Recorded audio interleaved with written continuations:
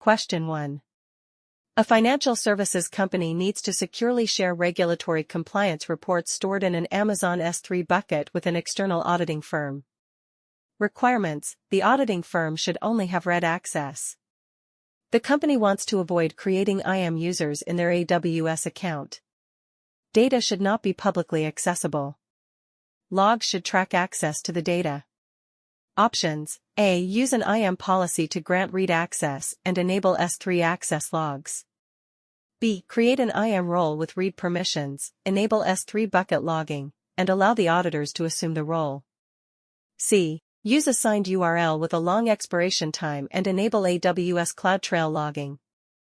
D. Create a public S3 bucket and require MFA for access. Correct answer: B. Create an IAM role with read permissions, enable S3 bucket logging, and allow the auditors to assume the role. Explanation: IAM roles with cross-account access allow secure sharing without creating IAM users in the company's account.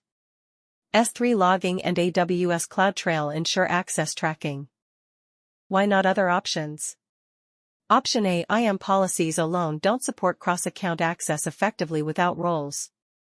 Option C. Signed URLs are temporary and not ideal for ongoing access. Option D. Public access is a security risk, and MFA is not a feature for S3 object access. Question 2. A global e-commerce company is hosting its web application on AWS. Requirements: the application should be highly available across multiple AWS regions. Traffic should be automatically routed to the nearest available region. The database layer should be synchronized across regions. Minimal downtime during failover. Options: A. Use Route 53 with weighted routing and RDS multi-AZ deployments. B. Deploy the application in multiple regions with Route 53 latency-based routing and Aurora Global Database. C. Deploy EC2 instances in an auto-scaling group and use an S3 bucket for database storage. D. Use a single region architecture with an ELB and auto-scaling group. Correct answer: B. Deploy the application in multiple regions with Route 53 latency-based routing and Aurora Global Database. Explanation: latency-based routing ensures users are routed to the closest region, while Aurora Global Database provides cross-region replication with minimal latency. Why not other options? Option A. RDS multi-AZ is only within a single region and does not provide multi-region failover. Option C. S3 is not a relational database solution and does not support transactional consistency. Option D. A single region setup does not meet the high availability requirement across multiple regions. Question 3. A SaaS company is building a multi-tenant API on AWS. Requirements: the API must scale automatically based on demand. The company wants to minimize operational overhead. Requests should be authenticated using a managed service. The solution should be cost-effective. Options: A. Deploy API gateway with AWS Lambda and use Amazon Cognito for authentication. B. Run API servers on EC2 instances behind an application load balancer. C. Use an ELB with ECS Fargate containers and store user data in an RDS instance. D. Deploy a Kubernetes cluster with Amazon EKS to manage API workloads. Correct answer: A. Deploy API gateway with AWS Lambda and use Amazon Cognito for authentication. Explanation: API gateway with AWS Lambda provides a serverless, fully managed solution that scales automatically. Cognito handles authentication efficiently. Why not other options?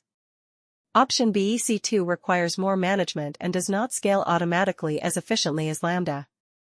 Option C. ECS with RDS is scalable but involves more overhead than a serverless solution. Option D. EKS requires Kubernetes management and is not the most cost-effective for simple API use cases. Question 4. A healthcare provider needs to securely connect its on-premises data center to AWS. Requirements: the connection must be highly available. Data transfer should be encrypted. There should be minimal latency between on-premises and AWS resources. The provider wants a fully managed solution. Options: A. Use AWS Direct Connect with a VPN backup. B. Set up an IPsec VPN tunnel over the Internet. C. Use VPC peering between the on-premises network and AWS. D. Deploy a third-party VPN appliance on an EC2 instance. Correct answer: A. Use AWS Direct Connect with a VPN backup. Explanation: AWS Direct Connect provides a dedicated, low-latency connection, while the VPN backup ensures high availability. Why not other options? Option B. A VPN tunnel over the Internet is less reliable and has higher latency. Option C. VPC peering is only for AWS VPCs and does not work for on-premises connectivity. Option D. A third-party VPN requires more maintenance and is not a fully managed AWS service. Question 5. A global e-commerce company wants to deploy its web application across multiple AWS regions. Requirements: the application should automatically failover if one region goes down. User traffic should always be routed to the closest region. Database consistency across regions is important. The solution should minimize downtime and data loss. Options: A. Use Route 53 with latency-based routing and Aurora Global Database. B. Deploy an ELB in each region with an RDS multi-AZ database. C. Set up CloudFront with an origin failover to two different regions. D. Use AWS Global Accelerator with an active-passive failover strategy. Correct answer: A. Use Route 53 with latency-based routing and Aurora Global Database. Explanation: Route 53 with latency-based routing ensures users are directed to the closest region, while Aurora Global Database provides low-latency replication. Option B. RDS multi-AZ provides failover within a region but does not support multi-region replication. Option C. CloudFront improves performance but does not handle database consistency. Option D. AWS Global Accelerator provides failover for traffic but does not synchronize databases. Question 6. A financial services company needs to securely store API keys and database credentials. Requirements: the solution must be fully managed and integrate with AWS services.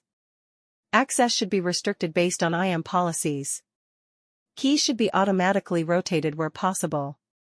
The company wants to minimize operational overhead. Options: A. Use AWS Secrets Manager to store and rotate credentials. B. Encrypt secrets manually using KMS and store them in S3. C. Use Systems Manager Parameter Store with KMS encryption. D. Store API keys in an EC2 instance's environment variables. Correct answer: A. Use AWS Secrets Manager to store and rotate credentials. Explanation: AWS Secrets Manager provides automated secret rotation and integrates natively with AWS services. Why not other options? Option B. Manually encrypting secrets requires additional management and lacks automatic rotation. Option C. Parameter store is useful but does not support automatic key rotation. Option D. Storing secrets in EC2 environment variables is insecure and not scalable. Question 7. A media company is building a data lake for storing and processing large video files. Requirements: storage costs should be minimized. Data must be accessible for analytics in real time. Some older data will be infrequently accessed but must be retained. The company wants to avoid managing servers. Options: A. Use S3 with intelligent tiering and Athena for querying data. B. Store data in EBS volumes and process it using EC2 instances. C. Use RDS with read replicas to store video files for analytics. D. Store files in Amazon EFS for high availability. Correct answer: A. Use S3 with intelligent tiering and Athena for querying data. Explanation: S3 with intelligent tiering optimizes cost by automatically moving infrequent data to a cheaper storage tier, while Athena provides serverless querying. Why not other options? Option B. EBS is expensive for large-scale storage and does not support analytics directly. Option C. RDS is designed for structured data, not unstructured video files. Option D. EFS is good for shared storage but is more expensive than S3 for large files. Question 8. A large enterprise with multiple AWS accounts wants to ensure least privilege access across accounts. Requirements: users should only access specific resources based on job roles. Cross-account access must be secure and auditable. The solution should reduce the management overhead of user permissions. Temporary credentials should be used where possible. Options: A. Use AWS IAM Identity Center, AWS SSO, with permission sets. B. Create IAM users in each account and assign policies individually. C. Use cross-account IAM roles with inline policies. D. Manually configure IAM policies for each service in each account. Correct answer: A. Use AWS IAM Identity Center, AWS SSO, with permission sets.